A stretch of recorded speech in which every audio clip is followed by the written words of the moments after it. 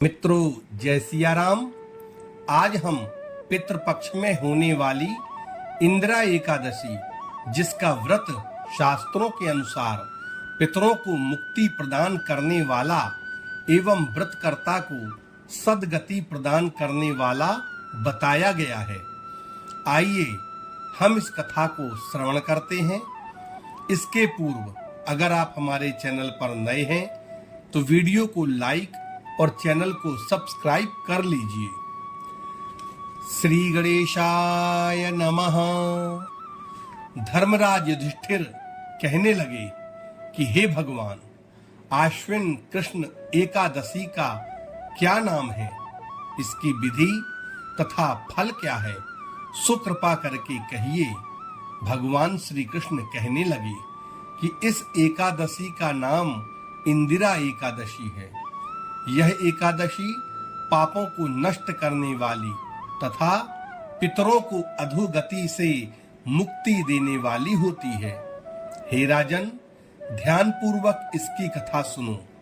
इसके सुनने मात्र से ही वाजपेय यज्ञ का फल मिलता है।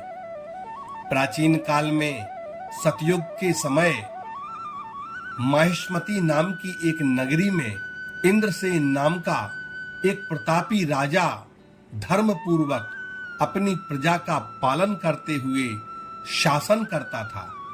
वह राजा पुत्र, पौत्र और धन आदि से संपन्न और विष्णु का परम भक्त था।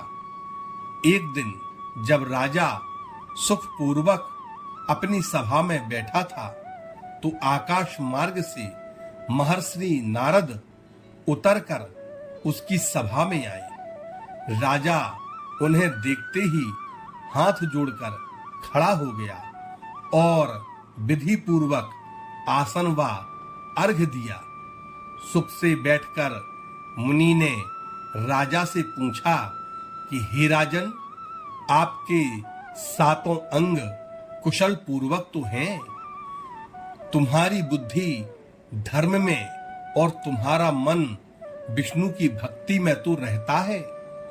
देवर्षि नारद की ऐसी बातें सुनकर राजा ने कहा, हे महर्षि, आपकी कृपा से मेरे राज्य में सब कुशल है तथा मेरे यहाँ यज्ञ कर्मादि सुकृत हो रहे हैं। आप कृपा करके अपने आगमन का कारण कहिए।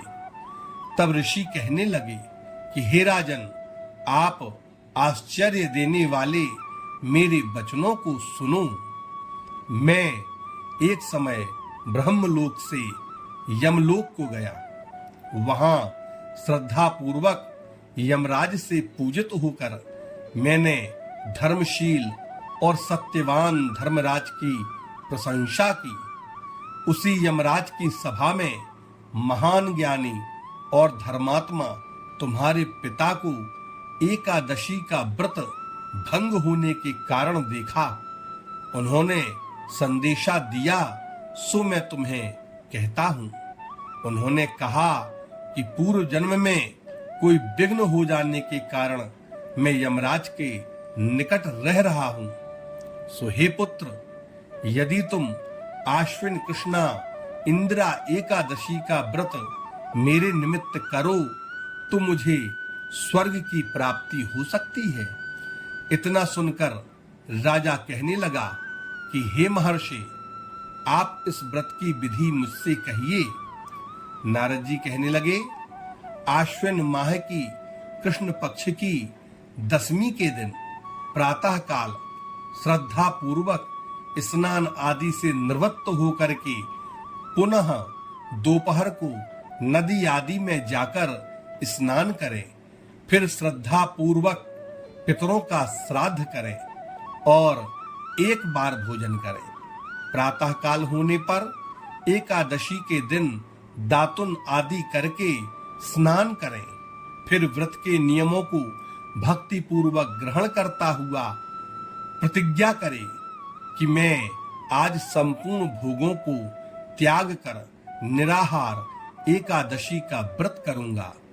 हे अच्युत, हे पुंडरीकांच, मैं आपकी शरण में हूँ। आप मेरी रक्षा कीजिए।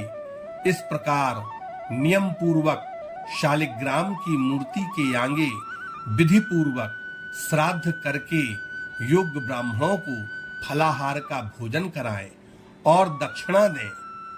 पितरों के श्राद्ध से जो बच जाए उसको सूंघ कर गौ को दें तथा धूप, दीप, गंध, पुष्प, नैवेद्य आदि सब सामग्री से ऋषिकेश भगवान का पूजन करें। रात में भगवान के निकट जागरण करें। इसके पश्चात द्वादशी के दिन प्रातः काल होने पर भगवान का पूजन करके ब्राह्मणों को भोजन कराएं। भाई बंधुओं, स्त्री और पुत्र सहित आप भी मौन होकर के भोजन करें। नारद जी कहने लगे कि हे राजन, इस विधि से यदि तुम आलस्य रहित होकर के इस एकादशी का व्रत करोगे तो तुम्हारे पिता अवश्य ही स्वर्ग लोक को जाएंगे। इतना कहकर नारद जी अंतर्ध्यान हो गए।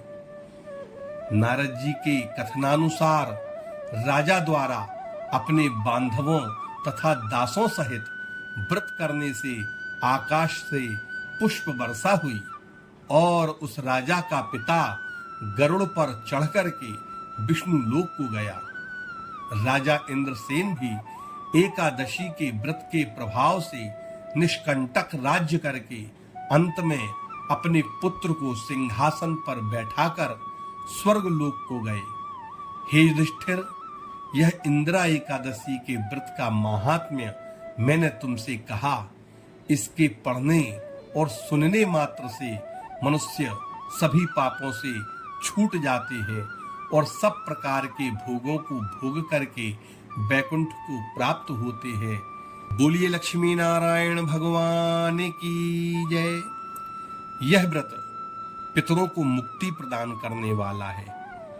एकादशी का व्रत रह करके जो भक्त अपने पितरों को समर्पित करते हैं, उनके पितर किसी भी योनि में कहीं भी हों, तत्काल वह मुक्ति को प्राप्त होते हैं और भगवान श्री नारायण की शरण को ग्रहण करते हैं।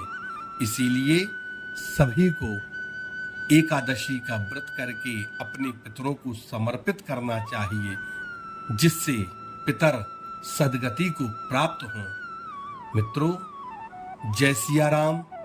धन्यवाद।